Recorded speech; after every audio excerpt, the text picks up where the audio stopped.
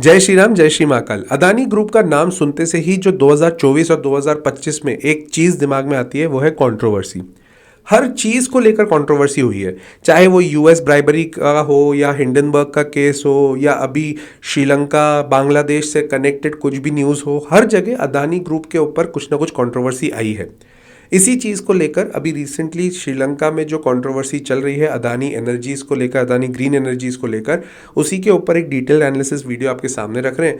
But make sure ये कोई buying और सेलिंग रिकमेंडेशन नहीं है। अगर आपको कोई बाइंग या सेलिंग रिकमेंडेशन चाहिए तो आप अपने फाइनेंशियल कंसल्टेंट से बात कर सकते हैं। ये एजुकेशन पर्पज़ के लिए वीडियो बनाया जा रहा है। अगर आपको मेरा कंटेंट अच्छा लगता है तो लाइक कर दीजिएगा, वीडियो सब्सक्राइब कर दीजिएगा चैनल। ये वाला वीडियो भी अगर अच्छा लगे तो प्लीज़ कर दीजिएगा। एज़ यूजुअल जब मैं कोई भी एनालिसिस करता हूँ कंपनी का, कुछ चैप्टर्स में डिवाइड करता हूँ। इसको मैंने बहुत ज़्यादा चैप्टर्स में डिवाइड नहीं किया है, इनफैक्ट 3 चैप्टर्स में ही डिवाइड किया है। सबसे पहले स्टोरी कि एग्जैक्टली श्रीलंका में क्या चल रहा है, secondly financials, and third will be focusing on their valuation and a bit of technicals also. So let us begin the video with first one, that is story. Exactly क्या चल रहा है। अदानी एनर्जीज, ग्रीन एनर्जीज के ने Sri Lankan government के साथ मिलकर एक 484 मेगावाट्स का विंड पावर प्रोजेक्ट मन्नार में चालू करने की बात चल रही थी, जिसका अभी एक खबर आई कि ये जो कॉन्ट्रैक्ट था, ये जो प्रोजेक्ट था, वो श्रीलंकन गवर्नमेंट ने कैंसिल कर दिया है। श्रीलंका ने बोला हम तुम्हारे साथ नहीं करेंगे काम। क्यों नहीं करेंगे भाई? क्योंकि अदानी का जो ब्राइबरी केस हुआ था यूएस में, उसके चक्कर में ये लोग बोल रहे नहीं, हमको तो ऐसे घूसखोरों के साथ में काम नहीं करना है। ये खबर आई थी। जबकि केन्या में भी सेम प्रॉब्लम थी और केन्या ने तो सच्ची में रिवोक कर ही दिया है कॉन्ट्रैक्ट। तो केन्या का तो लफड़ा खत्म है, केन्या अदानी के साथ काम नहीं कर रहे।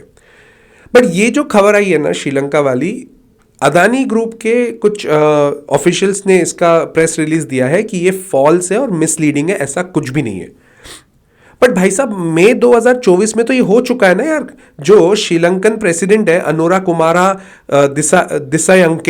दिसानियंके, अगर थोड़ा नाम प्रोनाउंस अगर मैं गलत कर रहा हूं तो माफी चाहूंगा उस चीज के लिए, उनके कैबिनेट ने रिवोक कर दिया था। बट इन्होंने बोला नहीं नहीं, रिवोक नहीं किया है, उसको रीवैल्यूएशन के लिए कंसिडर किया जा रहा है। जो टैरिफ का रीवैल्यूएशन है उसको एक बार कंसिडर कर रहे हैं कि एक बार वापस रिकैलकुलेट कर लेते हैं, accordingly we can move ahead.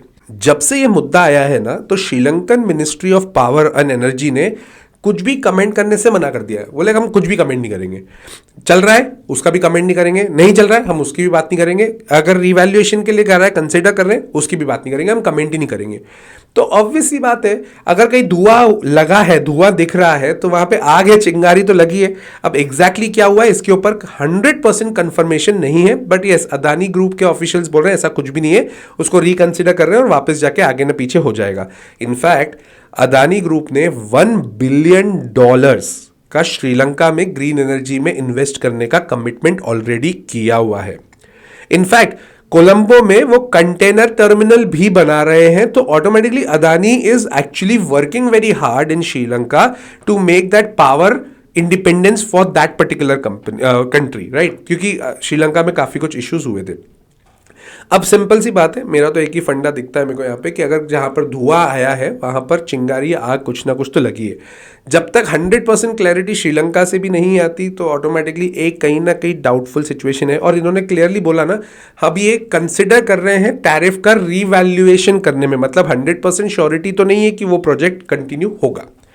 तो ये पूरी कहानी है। अब इसको लेके फाइनेंशियल्स पे हम एक बार देख लें कि फाइनेंशियल्स पे कितना इंपैक्ट पड़ेगा। That is chapter number 2। 2024 तक फाइनेंशियल्स इनके स्टेबल ही थे, बट जब से ये न्यूज़ आना चालू हुई है, हिंडनबर्ग की खबर, उसके बाद में ब्राइबरी केस, सो ऑटोमेटिकली इनको हिट तो हुआ ही है, इसमें कोई डाउट नहीं है। ऑपरेटिंग मार्जिन अदानी ग्रीन का 79% है, which is amazing, undoubtedly amazing. डेट इनका बहुत ज़्यादा है, तो डेट का एक कंसर्न तो है ही है। डेट इक्विटी रेशियो जो होता है इनका है 6.7:1, दैट इज ह्यूज। तो डेट इनके लिए बहुत बड़ा कंसर्न तो है ही है। प्रॉफिट आफ्टर टैक्स भी बढ़िया है 12 से 13%, बट डेट बहुत खटकता है यार, बहुत ज़्यादा खटकता है। करंट ईयर में अगर देखा जाए तो 10,000 करोड़ से ज़्यादा का रेवेन्यू ये लोग कर लेंगे, जिस हिसाब से चल रहा है। स्टेबल है, ऑपरेटिंग मार्जिन भी सब बढ़िया है। डेट एकमात्र बहुत बड़ा कंसर्निंग फैक्टर है। अब इस कंपनी में आपने 2 चीज़ें तो समझ ली होगी। एक तो क्या हुआ कि अदानी ग्रुप के ऊपर बहुत सारे ये केसेस, एलिगेशंस चल रहे हैं। श्रीलंकन गवर्नमेंट कुछ भी आगे बढ़ के नहीं बोल रही है कि हाँ ये कॉन्ट्रैक्ट रहेगा या नहीं रहेगा, ये कमेंट नहीं कर रहे हैं। अदानी के ऑफिशियल्स बोल रहे हैं कि कैंसिल नहीं हुआ है, बट ये लोग अभी रिकंसिडर कर रहे हैं चीज़ों को लेके। तो देखो बड़ा प्रोजेक्ट है, कोई छोटा मोटा प्रोजेक्ट है नहीं, तो अभी तक तो बहुत ज़्यादा कुछ पॉजिटिविटी नहीं दिखती है। Let's come to chapter number 3, that is valuation and technical. 61% of the holding is with promoters, तो कोई दिक्कत नहीं है। FIIs गिरे हैं, कम हुए, मतलब 16.5% थी जो अब गिराकर 13.5% हो गई है। अब ऑब्वियसली बात है, रोज के रोज FII सेल कर रहे हैं तो ऑटोमेटिकली हर कंपनी में जाएगा। DIIs के पास बहुत ज़्यादा होल्डिंग नहीं है, 1.73% है, और बाकी पूरा पब्लिक के पास है जो कि 23% के करीब करीब है। तो अगर मैं वैल्यू प्रमोटर्स की होल्डिंग की बात करूं, शेयर होल्डिंग पैटर्न की बात करूं, तो बहुत ज़्यादा कुछ यहाँ पर भी मेरे को अट्रैक्टिव नहीं दिख रहा, क्योंकि DIIs इतने ज़्यादा है नहीं, FIIs अपना स्टेक थोड़ा बहुत बेचे है। प्राइस अर्निंग रेशियो 110 पे है, इंडस्ट्री का प्राइस अर्निंग रेशियो 33 पे है। सुपर डुपर ट्रूपर जो वर्ड ले रहा है ना, उसका उस हिसाब से ओवर वैल्यूड है as of this particular news. Support wise बात कर लो, जो लोग उसमें अटके हुए हैं आपको सपोर्ट पता होना चाहिए। 825 इसका एक बहुत स्ट्रॉन्ग सपोर्ट है, अगर वो टूटा तो और पेन हो सकता है। और अगर रेजिस्टेंस की बात करूं तो 1331 के ऊपर जब तक नहीं जाएगा तब तक ये भागने की कंडीशन में नहीं है। और अभी ग्रुप में काफ़ी कुछ चीज़ें नेगेटिव भी चल रही हैं।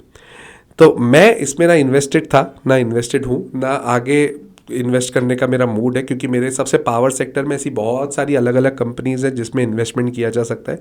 मैं इन्वेस्टेड हूँ पावर एनर्जीज़ में, पावर सेक्टर में, बट इस कंपनी में मैं नहीं हूँ। अदानी वाला जो है ग्रुप में वैसे भी करंट ईयर में थोड़ा सा अवॉइड कर ही रहा था, मैं पिछले वीडियोज़ में भी काफ़ी क्लियरली ये बोल चुका हूँ। मैं नहीं लेना चाहता हूँ। आपको अपना डिसीजन अपने फाइनेंशियल कंसल्टेंट से बात करने के बाद ही लेना चाहिए। और मुझे ऐसा लगता है अगर आपको वीडियो अच्छा लगा है तो लाइक कर दीजिएगा और सब्सक्राइब कर दीजिएगा चैनल, और कमेंट करके बताइएगा किसी और कंपनी पर आपको डिटेल एनालिसिस वीडियो चाहिए तो मैं उसके ऊपर ज़रूर बनाऊंगा। टिल देन, जय श्री राम, जय श्री महाकाल।